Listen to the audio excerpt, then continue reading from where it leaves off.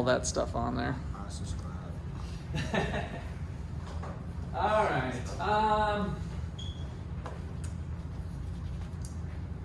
So let me just start off, I guess, little introductions first. So I am Russ McCullough, and I am the Wayne Angell Chair of Economics here. So economics is kind of my bread and butter, but when you're a professor at Ottawa University, you learn to be a jack of all trades. And I'm not your typical kindergarten to PhD professor. I was out in the real world for a long time. When I went to graduate school for my PhD in economics, the guy who I was scrubbing toilets and mowing lawns offered me a slice of his real estate business. So I jumped on that opportunity, conditional upon being able to continue to teach at the university. Our business office was just a half a block south of the university. So I'd run across the street, teach some classes, and come back. I got my real estate license and my broker's license. Kind of ran a small sales operation, but we primarily specialized in college student housing. We had about 800 apartment units across the street from Iowa State. And I got in new construction. We had a construction company and new construction and subdivisions and flipping houses, and I kind of dabbled in a little bit of everything with real estate. And then ultimately the real estate business led me into co-ownership of a sports bar and grill restaurant, for better for worse, mostly for worse. And so that was kind of a fun venture, but we made a lot of money and then we lost a bunch of money. Was kind of how that one worked. And then there was a fraternity that was sitting empty that we redeveloped into a 13-room bed and breakfast kind of boutique hotel. And my wife is a horse person, so I'm a horse supporter, and she ran a 50-horse barn doing lessons and training and boarding and equestrian type stuff. So I like to give you a little of that background information so that you know, on top of all the academic textbook stuff, in my classes you get a little dose of what the real world's like. What class are you looking for? It's Allison Adams' class. Oh, then this is not it. Okay, thanks. So that's a little background on me. Let's go around the room. I'm kind of curious just what your name is and where you're from, and maybe the last place you worked. You want to go first? Okay. I'm Aaron Lewis. I'm from Houston, Texas. I've never had a job. Never had a job. Nah. Now you've done jobs, but just never an official job. Like, what have you done? Watch your little brother and sister, or mow the lawn at home. We've always kind of. So independently wealthy family. Yeah, You have servants and stuff that make your bed and everything. Did you ever make your bed? Like twice, but we have like a. I went like a basketball camp like twice. Okay. So you help run the basketball camp, or? I was like a worker, I guess. Yeah, I yeah, came well, with that- the kids. Yeah, that'd be considered a job. So. Okay. So Aaron from Houston. Got it. Brian from Georgia. Okay. I work at Walmart. Okay. Yeah. Like the regular store or like a distribution center? Oh no, just The regular store. Yeah. Okay. That's And so what year in school are you? Is this your about it. first? Yeah, I'm a freshman. Okay. I came basketball on the track. Okay, for basketball and track. Okay. What about you? My name's Anthony. I'm from Houston. Oh, another Houston guy. But you guys don't know each other? Wait, No. you're the Houston guy. No, just us two. I know Houston's big town, but I've never had a job either, but I've worked with my dad's company from time to time. what was your dad's company? He does fiber optic cables. Okay. Puts them in the ground. Like he owns the whole business. So And he owns the company. yeah, he said if I ever just would work and get money, then I could go work out. Okay. Why don't we shrink the class up? Why don't you guys all come up here a little closer? Let's just make Jacob the end of the classroom. Nice and tight.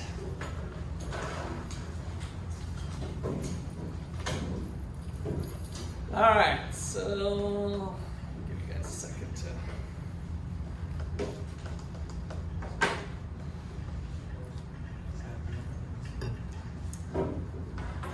Okay, who's next? I'm Ethan. I'm from very northwest corner of Missouri, Rockport, and I caddy.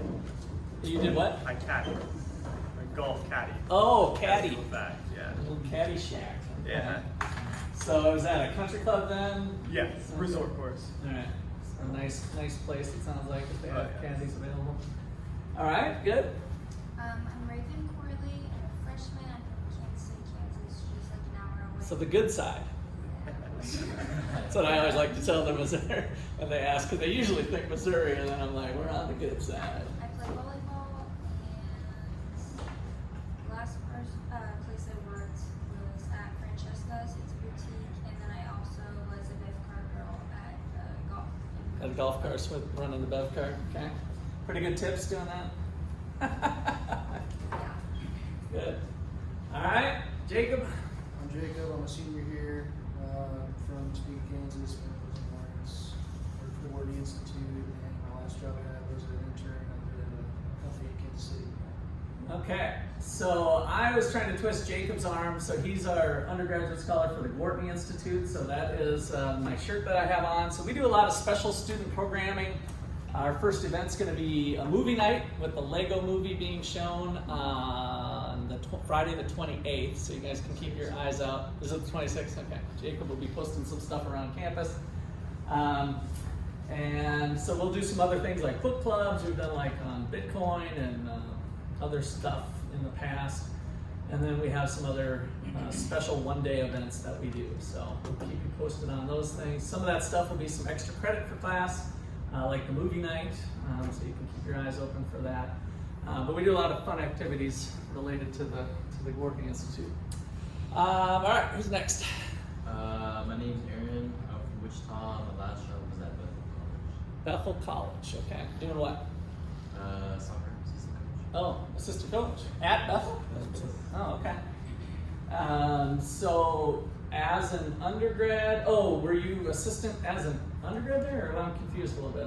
As an undergrad. Okay, Yeah. and you could do that. All right. So that's how you know Carlos, so that you guys are both soccer players? Yeah. Okay. He's coach. Yeah, he's my coach.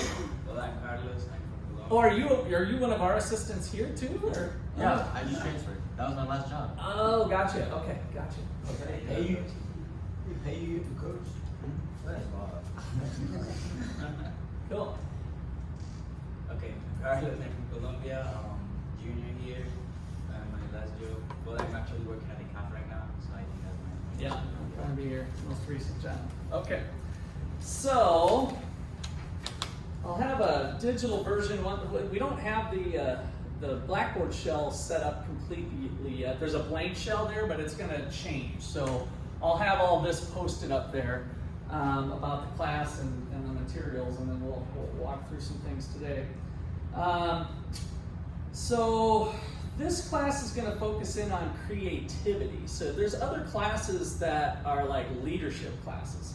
So inevitably we end up talking about the two things, but our objective is to kind of bring in the importance of creativity as a skill and implementing creativity as a leadership, when you're in a leadership position. So we've got compare different ideas on leadership that encourage creativity and innovation, develop personal leadership models. So coming out of this class, I've had multiple students contact me like a year or two after they graduated and said, Dr. McCullough, I just wanted to let you know this class was one of the most influential classes and I use it in my job. I've used some of the stuff that we're learning. So hopefully we'll not only have fun, but we'll learn how to internalize some of these things, and it'll give you some good insights in not only your job, but also like if you're a coach. So some of the stuff that we're going to do here could apply to coaching if that's the path that you do at some point as well. So collaboration, facilitating leading change and culture, impact on creativity, analyze personal leadership style, appraise a business challenge or an opportunity, and design a leadership approach to address the issue. So each year I teach this. This class is up every other year. We're going to find either a business, or we've done like nonprofits, or actually we did the municipal auditorium one year. We're going to find a problem out there where maybe the business is struggling with something, or they just need to freshen up something. It might be an aspect of their business. It might be a marketing thing. It might be a people management thing. It kind of ended up being what the last one was. And so we're going to use the tools and techniques that we learn in the class and apply it to their particular problem. And then the owners of the business or the leaders of the organization will come and listen to you guys present about your solution to their problem. So there'll be kind of 2 class meetings where they're going to come and we're going to learn about their business. Like we did Pizza Village once, so we got to go out for pizza for lunch, and we talked to the owners of Pizza Village, and got to sit in their business and see what it was all about. So that'll be kind of one meeting, and then from that, we're going to brainstorm ideas. We're going to listen to what they have to say and maybe some challenges that they're facing. And this will be very local, so we'll be impacting somebody, either a local business here or maybe somebody that's connected to Ottawa. So that's kind of a fun thing. I have no idea what we're doing. I don't even have anything in mind right now as a target. So we'll see how that evolves, and maybe as a class we'll kind of come up with some things too. All right, so let's see, that probably wipes out that. So our materials are these 3 books. So they're all pretty easy and different. They're not really your typical textbook. So Creative Leadership, this one's probably the closest thing to a textbook that we'll have. And it's fairly inexpensive. And in it, we'll have a lot of tools that we'll use and apply. So the different chapters, let me see what we get here. It's one of the few books that really has a really nice focus on creativity as the primary thing here. I'll just give you a little dose of it. So creativity is a core competence, creative problem solving, leaders are creative problem solvers, creative leadership, the foundational skills, and then we'll start to build a model. I'm just kind of jumping around here a little bit, but exploring the vision, formulating challenges. These are all tools, so we'll actually learn different ways to come up with solutions, and we're going to learn, the book is really centered around a model that helps you look at things. Just to give you a little taste of that, let me show you one of the outcomes from a previous class. Let's see, here's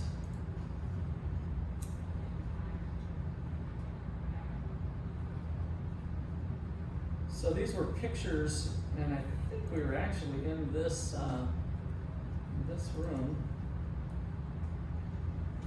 No, this was in a different room. But in class, we're all active, sometimes using Post-it notes, sometimes this is us drawing, doing a webbing exercise on how to kind of think through a problem, coming up with different ideas, and being able to step back and look at that and kind of digest it and come up with solutions. So we got activities like that we'll do, and that really stems from this book. It's kind of the learning part of learning these tools. Okay, any questions or comments so far? Yeah. So we'll need to get all 3 books? Yes. So you need to get all 3 books. You order them or get them from them? I believe they're in the bookstore, but you can order them off Amazon and get them as cheap as possible. So this is like a 2011, there's paper versions, and then you've got these other ones too that have been around for a while. So we'll be doing this one later on in the semester, so you wouldn't have to have it tomorrow. Both of these 2 you should get ordered absolutely as soon as possible, but you might as well just do all 3. And they should be fairly inexpensive. I haven't looked on Amazon, but they should be pretty cheap. That was my question. What do you mean? Okay. Yeah, so if you're gonna do them in order, this one is the text, and then this one would be the 2. This one we'll do a little bit later in the semester. Which, this is an 8-week course, so I say that, but right around the corner here, each week that goes by is the equivalent to 2 weeks in a 16-week course, so it'll go fast. Okay, anybody else? Can I get a picture of the books, or? I'll get all that to you. You can take a picture after class if you want to. So go back to this. Oops, wrong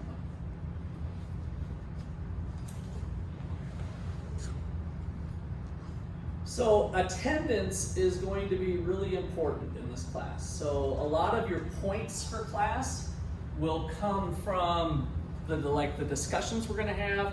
So this book here is 21 Irrefutable Laws of Leadership. And so each chapter is a law that this guy put together. I have a short video for us today to look at. And so we'll have short little things of like bullet points for you to do on a discussion board, and then come to class ready to talk.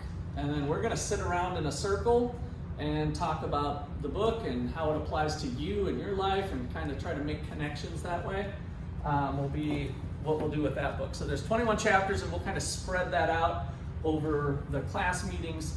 I'm gonna get you guys going on this book right away, so legally I can copy the first 2 chapters of books. And so I'm gonna post that to Blackboard so that we can get going on that one. And start with at least the introduction, if not the chapter 1. So that is kind of the point breakdown. We got the midterm and final that are coming mostly from here, but I have some of the other readings are in there too. So that comes from both spots. This is the old syllabus, by the way, so this is not what we'll have when I post the updated one to Blackboard. Okay, any questions on the point breakdown? And so this one will be more of a paper. It's really a short paper. It's a very short book. So I've got another video that we'll look at today, but check this out. This is the book we're gonna do. So our iceberg is melting. And if you're thinking this looks like a kid's book, you're not too far off. So the author is actually a fairly serious guy on business and strategy, but he intentionally wrote this book as kind of a fable. And so it doesn't take too long to read the whole book. And I got a short video I'll share with you today, but that's a cool book. And then you'll do a reflection paper on kind of the 8 points of managing change and leading through change. All right, so let's just give a quick overview of this part. So we will actively engage our creative skills through the semester and read selected articles and books. Topics focus on creativity and leadership. Students are encouraged to pursue course-related personal interests by procuring, reading, and reporting on articles and books. After completing several creativity exercises and leadership assignments, you will analyze your personal leadership style and approach and create a development plan to improve the leadership capability within your own organization or your own person, whatever that looks like. Both creativity and leadership have varied definitions and approaches. For our purposes, creativity deals with making and communicating novel associations that are also useful. Using this definition, creativity is generally necessary whenever change is desired. Leadership has a lot to do with influencing and supporting others in accomplishing goals and taking action regarding new opportunities, both initiating and managing change. In this capacity, leaders can either serve as catalysts, bringing the creative and leadership potential of others to the surface in beneficial ways, or they can serve to stifle creative leadership processes that are often vital to organizational evolution. So what do you want to be, a catalyst or an obstacle? So participation, I kind of mentioned that already, with a lot of this stuff is going to be in class and in-class points. So I really want you committed to coming to class. This COVID thing has really screwed a lot of people up. I always was kind of a go to every class, sick or not. Of course, with COVID, we don't want you spreading that. I will, if you are either gone for a sport or an activity, I do have Zoom as an option, or if you're sick at home, so I can fire that thing up and you can be in class virtually if that comes to it. I haven't heard. Have you guys heard any murmurings of COVID? Anybody quarantined yet or anything? That's what I thought. It seems like it's going pretty good. Hopefully we won't have that. But if we do, I do have some options like that for you to get full participation and be on Zoom if you're quarantined or sick or something else. So just let me know and we'll get that set up for you. So there's basically a lot of attendance points is what that means. So every day we'll have points of stuff that we'll do. including today. So day one, we'll have some short, easy activity that's usually gimme points, pretty much easy points. Show up and you'll have it set. All right, one of our bigger things is the creativity group exercise, and I want to get you thinking about this pretty shortly. I'll probably have some of your topics due Thursday for Thursday's class, and here's what you're going to do is you're going to design a creativity exercise. So you can do whatever that is, whatever that looks like for you. You can scour the internet for maybe some cool things. Your activity, which you could have multiple activities. So sometimes some of these activities only take 5 to 10 minutes. And so you really like that activity, but it's not meeting the minimum criteria. You're going to be up here for 20 minutes leading the class in whatever your activity is. And so you can find another activity if you need to. And so part of that then is you leading the class through the exercise. I won't be participating in the exercise, but there to kind of help you out, and of course ultimately I'll be grading whatever your exercise is. So sky's the limit. You should provide a handout. So part of the thing with what you do explains what your exercise is. And you may also want the computer if you're doing it. Start thinking of it now, scour the internet, come up with an idea. Again, these are the old dates, but due this Friday, I guess I had it before, but that was on a different type of schedule. Find an exercise you'd like to do and email it to me, no duplicates. So if somebody says, I want to do this exercise, and you guys are all going to be scouring the internet, and somebody else says, I want to do this exercise, the first come, first serve. So I will tell you, go for it or not, that exercise has already been taken. And then you can put together think about doing the exercise. So bottom line is, all I'm asking you to do now is to just find a topic, like the title of the exercise. Maybe you can cut and paste from the internet, kind of the gist of the exercise. But there's lots of stuff out there. Let me see, any questions on that part? So you'll be leading the class in whatever it is you want them to do. And the idea is more of creativity, not like leadership skills. Like, you're not giving a lecture on leadership skills. It's more on engaging the creative mind. So creativity exercises is the emphasis. Okay, so I'll approve or deny your idea via email, and then you can start to prepare your plan. So the plan will ultimately be needed the day that you do your exercise. So we'll kind of spread these out through week 2 and week 3 and maybe week 4, depending on how things are going. But I usually like to get these done earlier in the term. And so make sure you have your plans with the steps. So basically, I want you to have thought, what does my 20 to 30 minutes look like? So opening 2 minutes, introduction, blah, blah, blah. Next 5 minutes, instructions on how to do it, or blah, blah, blah. Whatever your exercise is, I basically just want a game plan for you of what that's gonna look like during your 20 to 30 minutes. And then that's it. Really, the rest is on you to come to class that day. You can do materials. That'll be on your own dime, but I've had lots of students bring in props to do certain activities when you find them on the internet. So there might be a few things that I can help you out with depending on the activity, but and then the school might have materials like the RAs in the dorms or something. You guys might have construction paper or other stuff if you have side materials for your exercise. All right, questions or comments there?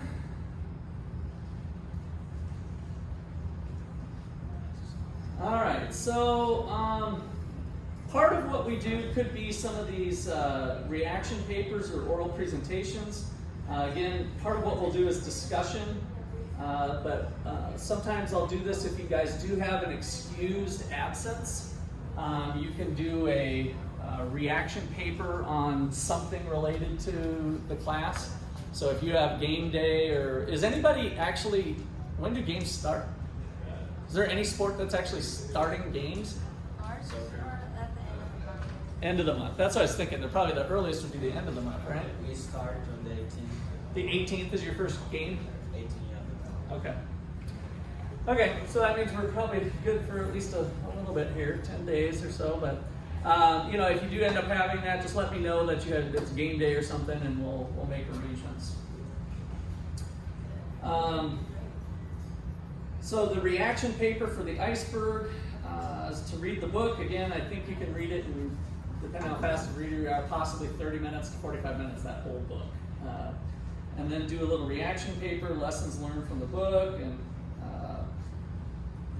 applying maybe different things from other areas that we've covered. And then the quiz of the final will be an opportunity to show your knowledge on leadership and creativity and change, personal leadership style. The final will include some details from various articles from the course. All right, use of personal digital devices. So turn off your vibrate and your ringer and pack away your phone. So no phones on the desks. We might use your phone at some point. And by the way, if your creativity exercise involves a phone, that's totally your call. You can do anything. The classroom is yours when it's your day for your creativity exercise. But otherwise, clear your phones off the desk, not in your crotch, but actually in your backpack. Or I'm not going to frisk you, so if you have it in your pocket, that's fine. But out of sight, out of mind.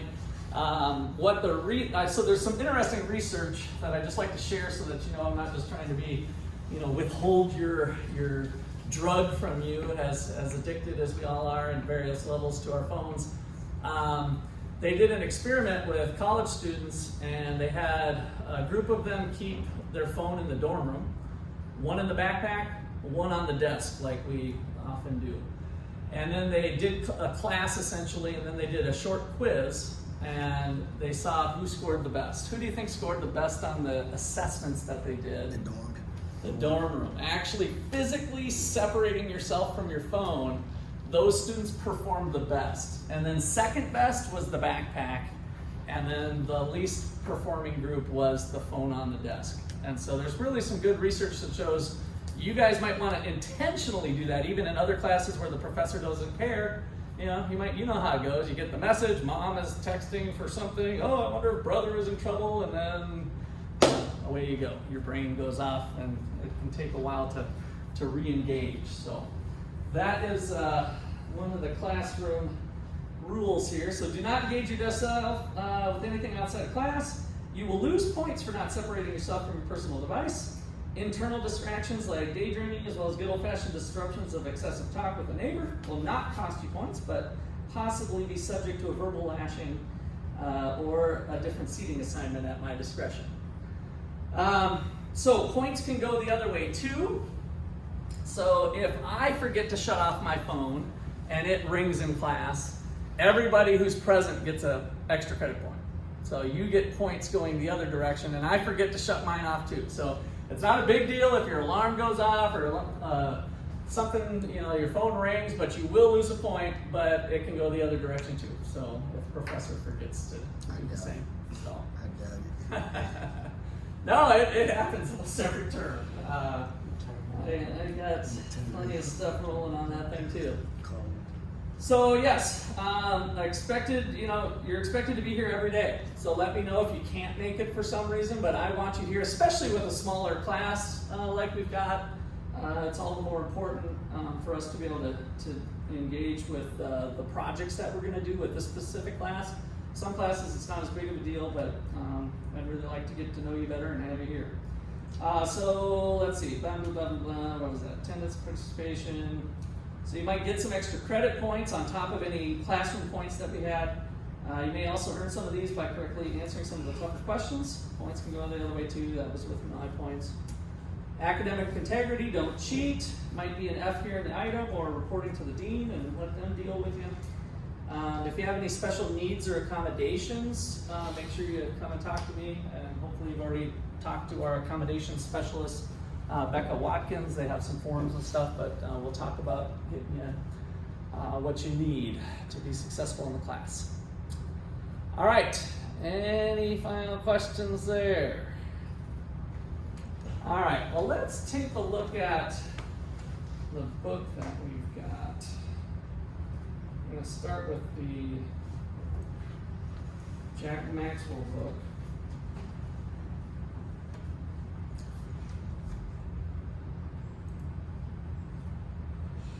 And then go ahead and pull out a piece of paper.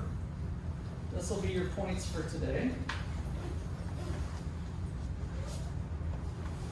The video is about 10 minutes long, 10 or 11 minutes long, and so I'm just going to have this be kind of a note-taking type of exercise. So why don't you at least come down as we move through the video with like kind of 5 bullet points. So this will be practice for some of the other stuff we're going to do. But for the video, maybe 5 points of like, oh, that's kind of interesting, and then just jot it down. And then we'll have a discussion about some of the things that you thought were interesting for the book. So this is like one of those quick draw deals. I kind of like these things, so yeah.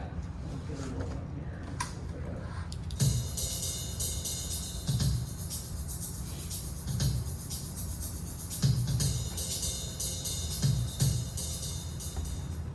The 21 Irrefutable Laws of Leadership, Follow Them, and People Will Follow You by John Maxwell is the must-have book for every leader. A book kept close at hand because you will want to refer to it over and over. If it's not on your bookshelf, let us know at Calibrate and you can borrow our copy until you get your own. It is that indispensable. Not many authors can toss around the word irrefutable, You can which just put means laws no of denying, leadership. but John Maxwell can. If you integrate and practice his 21 irrefutable laws, you will become a masterful leader in both work and life, and people will trust and follow you. We are going to create a visual story for you to illustrate the general idea of each of the 21 laws. We will call it A Day in the Life of a Masterful Leader. Let's get started. Number 1. The law of the lid. Leadership ability determines a person's level of effectiveness. Your lid is the potential impact you can have as a leader in your organization. Think of it like a ceiling. When you increase your leadership ability, you raise your lid and increase your potential for impact. Intelligent people can work hard, but if leadership ability is lacking, your impact is limited. Number 2, the law of influence. The true measure of leadership is influence. When you have influence as a leader, people naturally follow you. Regardless of position or title, your ability to get people to participate is the heart of influence. Influence is earned based on your character, the people you know, knowledge, intuition, experience, and ability. Number 3, the law of process. Leadership develops daily, not in a day. The process of becoming a great leader is a lifetime commitment to show up every day and do what you need to do day by day, knowing you are in this for the long haul. Your capacity to develop and improve your skills distinguishes you as a leader. Be a leader who is disciplined and committed to ongoing, lifelong learning every day. Number 4, the law of navigation. Anyone can steer the ship, but it takes a leader to chart the course. Great leaders have a vision for the journey before they undertake the journey. They also know what they need to get there and who they need on board, keeping in mind that others depend on them to navigate the course. Becoming good at planning and preparation helps instill confidence in the people you lead, and they will trust your navigation ability. Number 5, the law of addition. Leaders add value by serving others. Being a leader is about helping others get ahead, helping them advance themselves. Ask yourself, are you making things better for the people who follow you? If you answer yes, without having to think too much about it, you are on the right track. Adding value to the people who work with and follow you is something done with intention. Number 6, the law of solid ground. Trust is the foundation of leadership. If you want to inspire trust as a leader, you must possess the qualities of competence, character, and connection. Making mistakes is okay and part of being a leader, but your character must be impeccable. This is a leader's solid ground. If you are doing things that break trust, you will lose your influence as a leader. Number 7, the law of respect. People naturally follow leaders stronger than themselves. People follow those that they respect and view as stronger than themselves in one area or another. Leaders who are highly skilled and gifted attract followers. And if you have skill and competence as a leader, you will be able to recognize leadership ability in others. Number 8, the law of intuition. Leaders evaluate everything with a leadership bias. Intuition is what separates good leaders from the great ones. It allows them to take stock quickly and take appropriate action. Leaders with good intuition know how to read situations, trends, resources, people, and ultimately themselves. As a leader, it is your job to listen to your intuition and follow it. Number 9, the law of magnetism. Who you are is who you attract. Who you attract as a leader is not determined by what you want, but by who you are. That means that the better leader you are, the better leaders you will attract. You will find common ground in these characteristics with the people that follow you: generation, attitude, background, values, energy, and leadership ability. Number 10, the law of connection. Leaders touch a heart before they ask for a hand. Being a great leader involves learning how to really connect with people where they are. In practice, this means connecting with people's emotions before asking for action. Show the people you lead that you care about them as people and want to help them. If your relationships with those who follow you are strong, they will be more likely to help you. As a leader, it is your job to initiate the connection. Number 11, the law of the inner circle. A leader's potential is determined by those closest to him or her. Alone, a leader cannot do anything truly great. With the right people on board, so much more is possible. If you have reached your capacity alone, it is time to bring in others so you can make a bigger impact. Make sure to surround yourself with people who are high performers and will stretch you to grow as a leader. Number 12, the law of empowerment. Only secure leaders give power to others. To be a great leader, you must help others and empower them to reach their potential. Give your people the resources to succeed and the freedom to achieve. See the best in the people you lead and inspire them to reach their fullest potential, and you are on your way. Number 13, the law of the picture. People do what people see. A leader can model behavior. When people see you taking that action, they will follow suit. To assist them, leaders have a picture, a vision, that helps them see what is coming and what needs to be done now. Leaders can answer the questions why, what, and how in relation to the actions they take. Number 14, the law of buy-in. People buy into the leader, then the vision.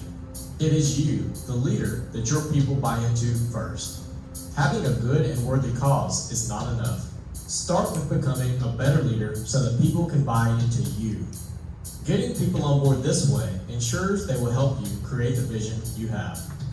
Number 15, the law of victory. Leaders find a way for the team to win. The best leaders are unwilling to accept defeat. Losing is not a viable option for a leader who is passionate about victory.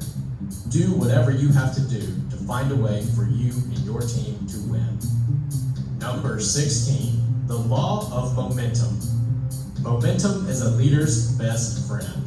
If you are a leader who wants to make a change in your organization, having momentum on your side makes change a whole lot easier. If you can't get things moving, change will be more difficult.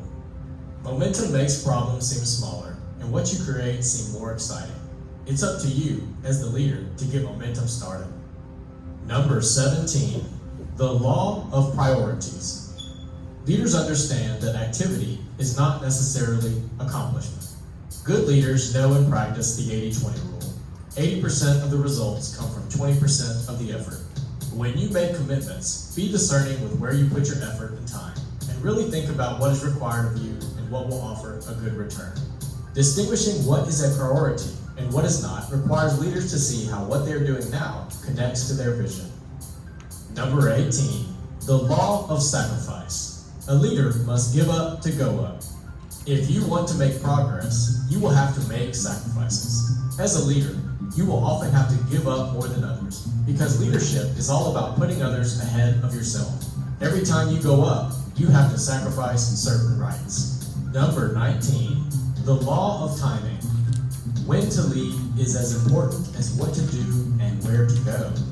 A successful leader works at taking the right action at the right time. Taking the wrong action at the wrong time can lead to poor results, as well as taking the right action at the wrong time, which can create resistance. To work on your timing, cultivate qualities such as understanding, maturity, and confidence. Number 20, the law of explosive growth. To add growth, lead followers. You can find growth by having people follow you, but if you want explosive growth in your organization, concentrate on developing leaders. If you can be the leader who develops other leaders, your potential for a greater impact is multiplied, and you can reach far more people. Number 21, the law of legacy. A leader's value is measured by succession. Leaders who leave a legacy have their sights set on a long-term future and look at their organizations beyond their own lifetimes. These leaders make themselves replaceable. They train those who follow them to sustain the organization, independent of their presence. If you want to leave a legacy, have a strong intention to do so, and ask, what would you want people to say about you at your funeral? We are coming to the end of our brief video review of the 21 Irrefutable Laws of Leadership. Follow them and people will follow you by John Maxwell. Mr. Maxwell has provided a blueprint that empowers us all to become aware of what it takes to become a truly masterful leader so that people will follow you. The book is filled with empowering stories and even more specific wisdom for understanding these 21 laws. You will want to sit down, take your time, and really read this book. Click on the description below this video to purchase the 21 Irrefutable Laws of Leadership by John Maxwell and get yourself a copy today. And leave a comment below to let us know what you thought about this video. Thanks for watching. Okay, so let's do our first little circle up here. I was just kind of eyeballing things. Why don't you drop over to that end? And then it looks like we've got kind of a nice little circle. Circle up.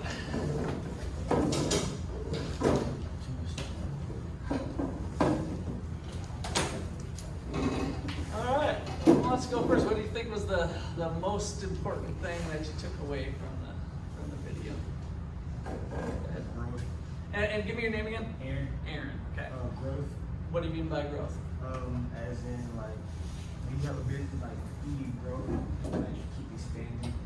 Like you don't want to stay in the same spot for years. That's how businesses like die. Mhm. Go away. Yeah. Kevin Eichner, the former chancellor here, said there's no such thing as doing this. You gotta go. You're either doing this or you're doing this, but there's no such thing as just kind of maintaining the status quo. So, I think it's connection. okay. What'd you like about that? Having connection with others that you work with keeps a strong base between y'all. Mhm. And if y'all all just have a good connection, y'all can just keep going at y'all's pace. And I just don't think that anything back in life as long as y'all just work together. Are you here for a sport too? Yeah, What- baseball. Baseball? Yeah, so we kind of see that with athletics too. Kind of the question they asked now, are you making things better for the people that follow you? Uh-huh. Literally, that's my life because I'm working with a team and I'm a big family and also like I like being a leader of something. Yeah. That just stood out to me.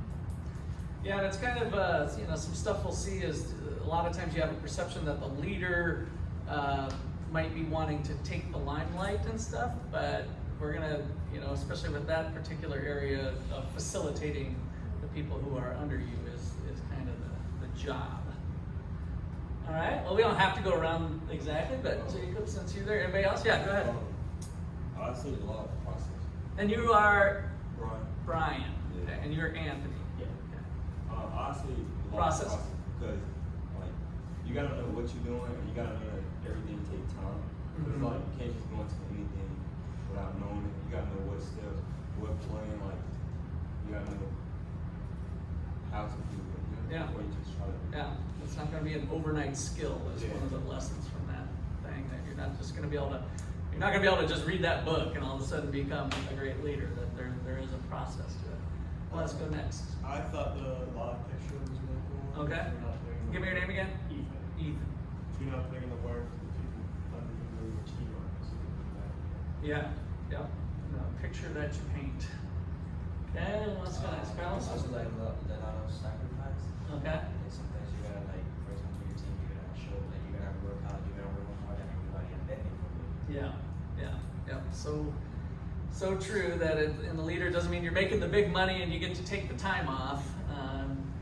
The great leaders anyway are on the other side of that. It's some sacrifice. Okay, who's feeling it next? I'll go. Mine was magnetism.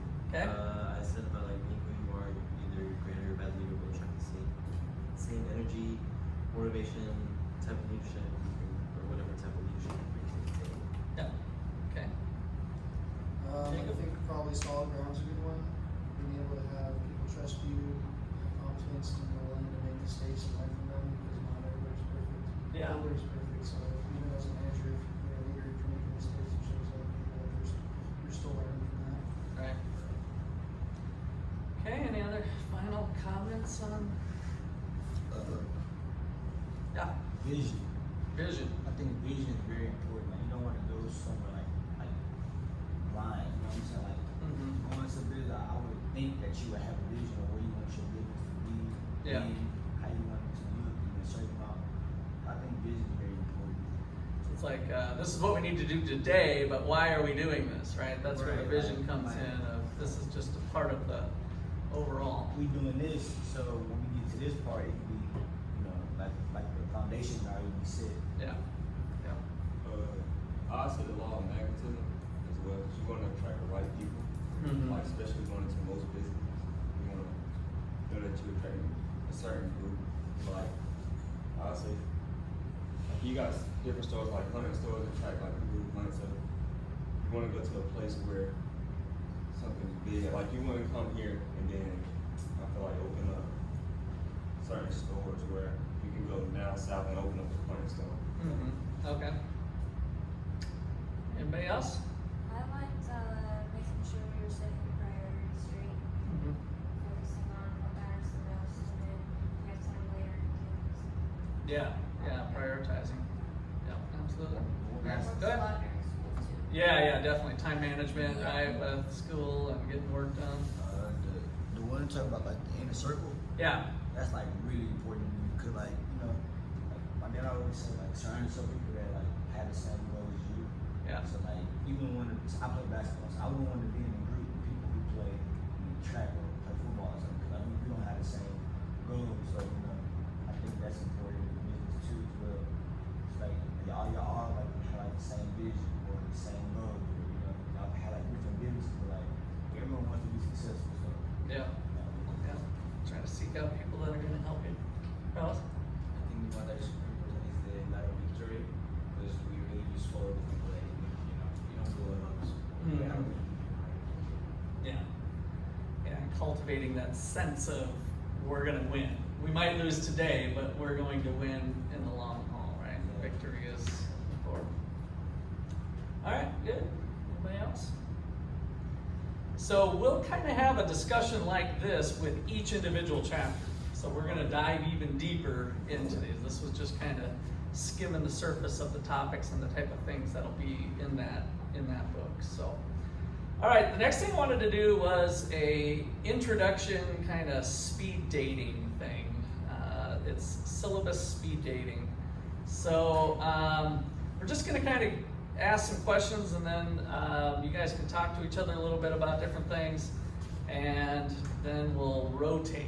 So I don't know if you've done these type of exercises before, but let's have, let's see, we can kind of organize the room a little bit. We'll just sit across from each other like this. And we can spread out. How many people? We got just 7, so we can kind of go every other, and then Jacob. 8.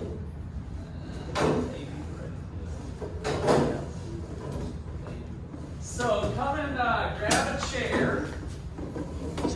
You have 8. Oh, that's enough. 1, 2, 3. No, we got to need more.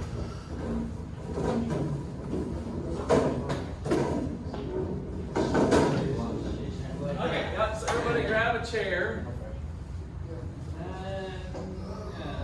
And so you two at the very end. I got 2 chairs over there. I was just trying to spread people out a little bit.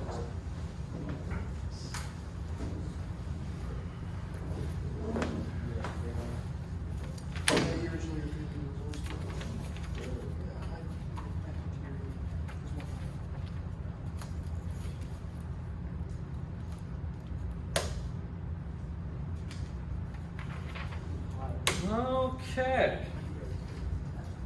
So, go ahead and introduce yourself again, where you're from, and how many siblings do you have?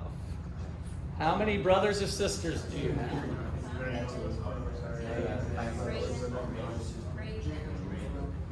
I got 2 of those.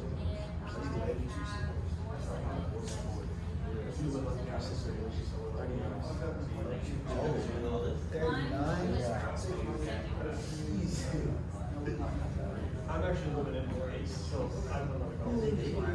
all of them. Yeah, it was not the high school, only college party.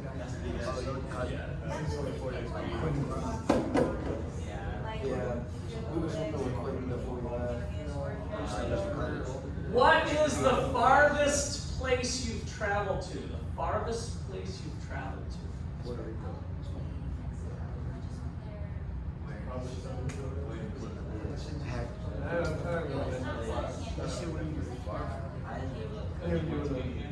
Europe somewhere. Puerto Rico's dangerous.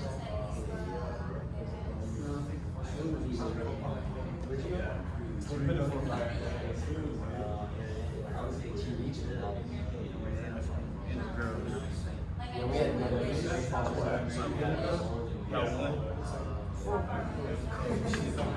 13-year-old. That's all they got. All they got is baseball and basketball. Remember baseball field? Oh, you were playing. Yeah, so see the baseball field? Right next to it, there's basketball's like 3 seconds away. Where is your favorite place to eat? Your favorite place to eat? Mine's Crew's better than Domino's? Bro, the pizza is like Gotta be good. Nah, they got one up in here. They got one over in like not till a year. Okay, rotate. So you guys all move. Use just this row only. You guys all move down a chair, and you, Aaron, you come. Aaron, right? Come down to the end. So start off again by introducing yourself and where you're from. I'm from Northwest Missouri. No, about 3 hours. No, what do you got? 8 hours? 12 hours?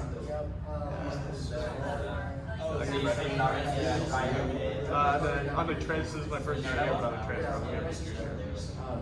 That's what I can do the college before this. And now tell this person where your favorite place to eat is. Where's your favorite place to eat? My place is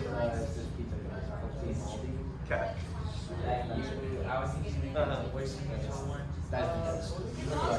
did mine at Chipotle. Can't go wrong with it. Never.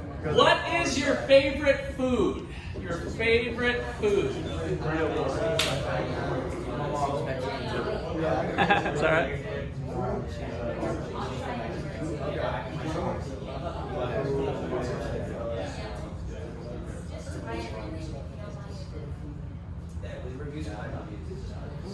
What is your favorite color? Favorite color? Probably I don't like blue. nice ones, but what I'm saying is that probably cheap food. Purple or black. But if you get like expensive shit, like real estate, like it was pretty cheap. Baseball, right? Yeah, but like On a baseball player. Seems like there's I was always there, a way to do like, it. it's for free, and I'm like, Our golf course is Alright.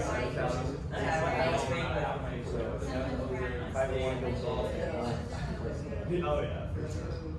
Okay, let's rotate again. So you guys, this row only. You guys rotate one down, and you come to the front. Ethan. Okay, go ahead and introduce yourself again and where you're from. Yeah, like, oh yeah, you gave me a huge like and a Mexican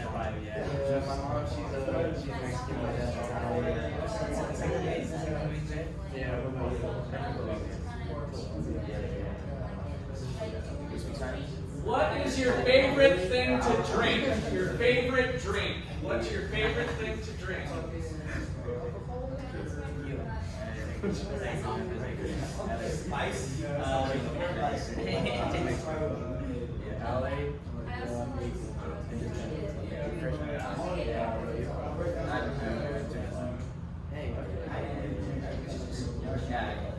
After time season though, when I know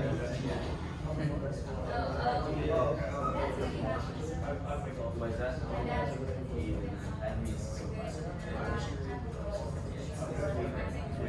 You're being All right, now we got a bigger question. What is your dream job? What is your dream job?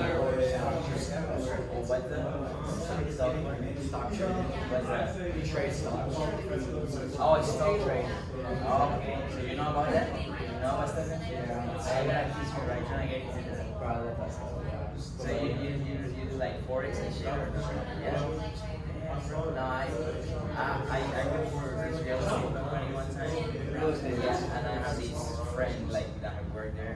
He was like my manager, and he worked on stocks, and he was like after the he would work like 10 hours in real estate, and after that he would stay there just doing trading.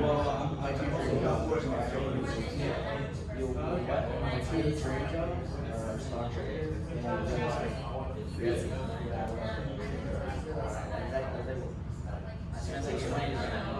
I think it's the safest thing. I kind of scared me still might be another line. I like the start. I don't know, it gives me just like, just looking at it, just really fun. Give you like pictures. Yeah, it's kind of shit, you know, like, you're like, I feel like it's like gambling, but with knowledge, you know, like, no one fight. What is your favorite movie of all time? Favorite? No. Okay. It's a baseball movie, little kids playing baseball. It's nice. I'm not watching it. And I think it's Star Wars. You like Star Wars? Yeah, I like Star Wars. I've never gotten into it. Never seen Star Wars movie. You gotta watch it. Like, it's good you watch the whole thing, but my favorite one is after you do 3 hours.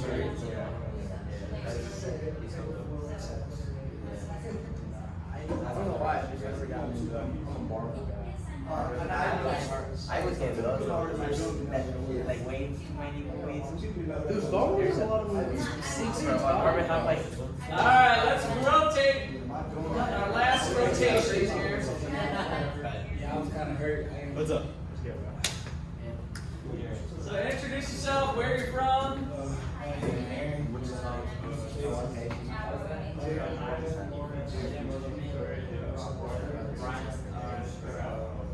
I don't know, y'all's weather's nice. You think so? Yeah, weather's like you. What is that?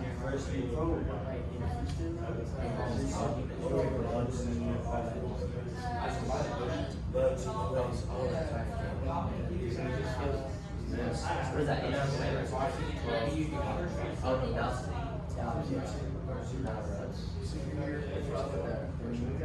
So where else outside of the United States could you imagine yourself living? Where would you like to live? But it has to be outside the United States. And you can't say outside your home country, Carlos. Oh, yeah, So you have 2 country exemptions.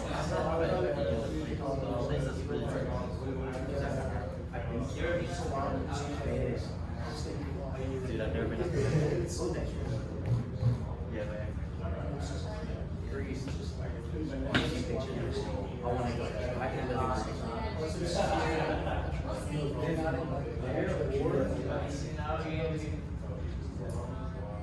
What is your favorite TV show as opposed to a movie? A TV show. I love Mario.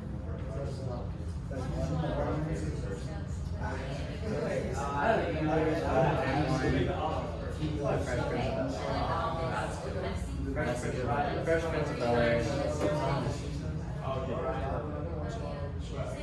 Yeah.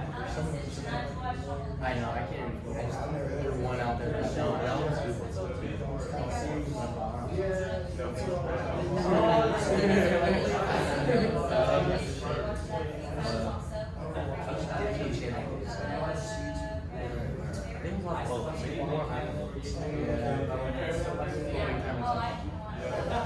watched it, but then it was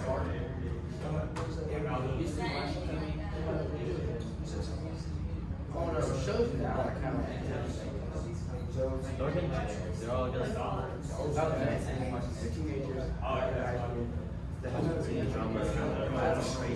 Outer Banks. Yeah, I'll see that. Stranger Things. I don't think I'm gonna say you'll like it. I think the first season definitely for sure was good. Yeah. But then you have to support it. I didn't mention it. It's interesting. But everyone said it was good. They keep putting out seasons, and I'm like, I mean, dude, it's good. I can watch it. I'm messing with it. Yeah, no. All right, why don't you guys make it back to your I seats? just stopped at the first season. I finished first season.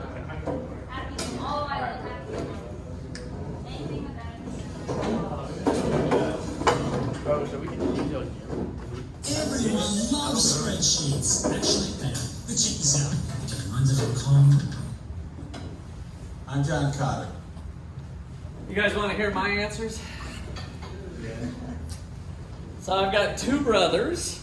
Farthest place I've traveled, I don't know which one's further, but I've been to India 3 times, and then I just got back from a trip from Zimbabwe with President Reg here over this summer, so it's probably one of those two.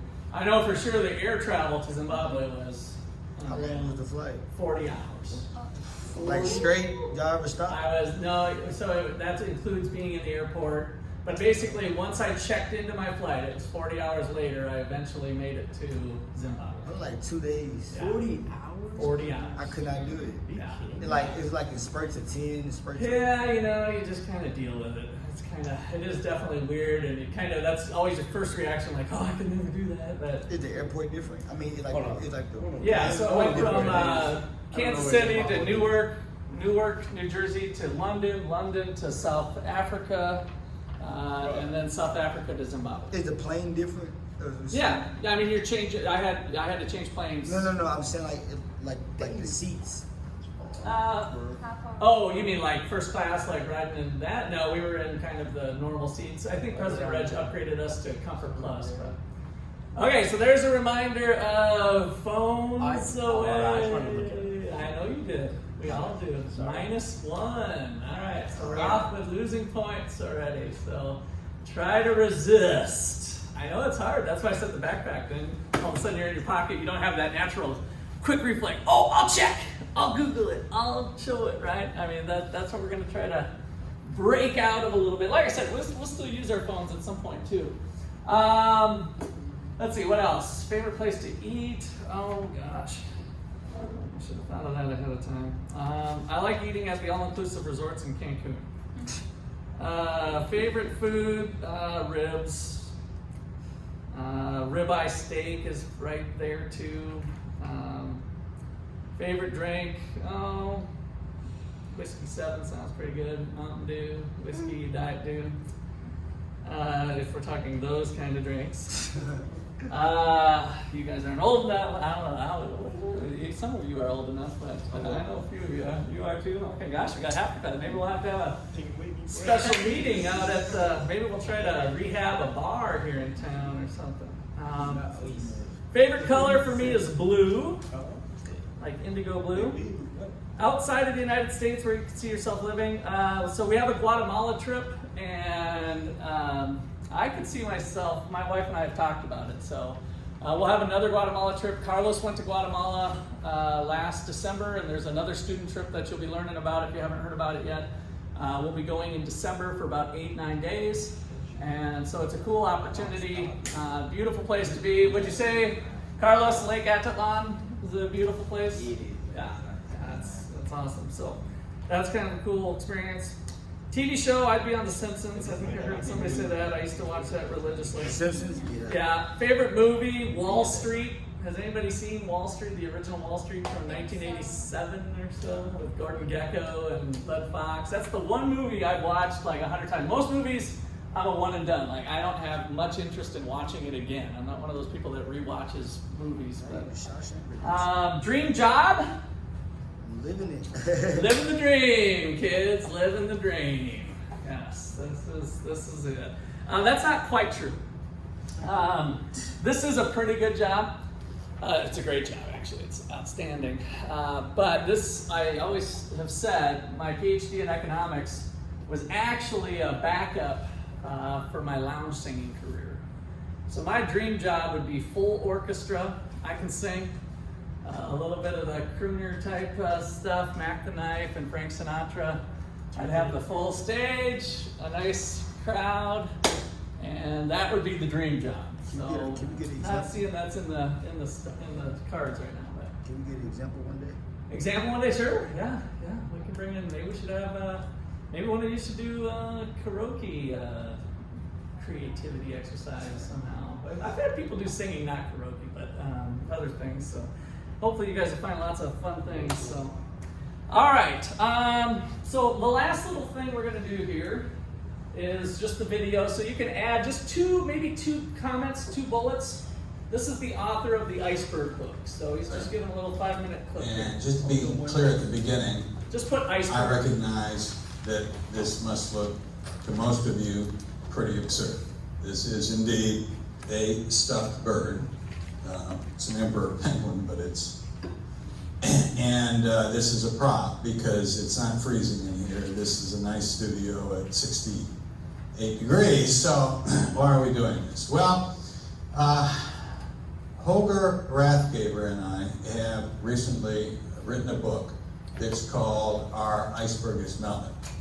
And the book is about a penguin colony in Antarctica, emperor penguins, like our friend here.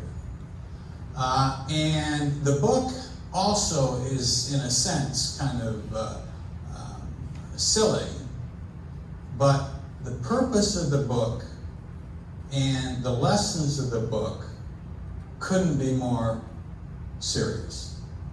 Basic structure of the story is this. It's a fable, takes 45 minutes to read. There's this middle-level penguin in the colony who starts to notice that something's wrong. He's very curious about it. There seems to be a piece of the iceberg they lived on and have lived on for generations over here that has disappeared. And so because he's curious, he starts looking around and he discovers some very disturbing evidence that the iceberg could be melting. And worse yet, and it's a long story, but what it boils down to, he discovers that the iceberg is melting in a way that it could literally break apart during the dead of winter when it is literally dark down there about 24 hours a day with catastrophic consequences. But he's not a boss. He can't order anybody. He has no credibility as a forecaster of the weather. And people aren't inclined to listen to somebody who worries. And the book is about what Fred did. It's a book about change, a book about a changing world and how you can change with it or not change. And in this little fable, we have put all of the very, very real problems that we've found when studying organizations in the real world, the problems they run into when they have difficulty even seeing change, the problems they run into when they try to deal with it, and we put in the most clever of solutions that we've seen real people come up with, so that at the end, they really achieve something terrific. They end up in better condition than when they started. And our penguins in this story, as it turns out, are like that those guys that did great. They're very, very clever penguins. And the book is written as a fable because I'm convinced that more and more and more people have to understand how the world is changing, the need for change, how change works when it works well, or organizations are going to have a heck of a time adapting to an increasingly turbulent environment that we find out there. And the rate of change is not going to slow down. The evidence is overwhelming about that. And this little fable, which puts a bit of a smile on most people's faces, and is interesting and fun to read, we hope, and we have evidence, at least so far, that a lot of people will read it. It will change the nature of a conversation in an organization. It will get issues out. It will get people from below initiating more. It will reduce the anxiety level around what change might do to you. And in the process, it will help speed up in a useful way any change that you're embarking upon, whether it's a new strategy or process engineering or integration of an acquisition. It doesn't matter. This little kind of silly thing can do a lot of this. And that's why I want to bring it to your attention. That's why Fred wants to bring it to your attention. And as I said, I know this looks a little strange, and so does the book, by the way. But you'd be surprised what it can do. That's right, right? You say yes. Why so serious? All right. So if you guys could pull out your phones now and email me, because I need to get this figured out with why some people are in some classes and not others or something. And then Aaron, you talked about taking a picture. I will email this all to you as well. Why doesn't But every home here's in the the, US have solar panels? Here's the 3 books, and then there's the details with the ISBN numbers and stuff. If you guys want to search for your stuff or if you want to come up and take a picture of that, you're welcome to. We email you on Outlook, right?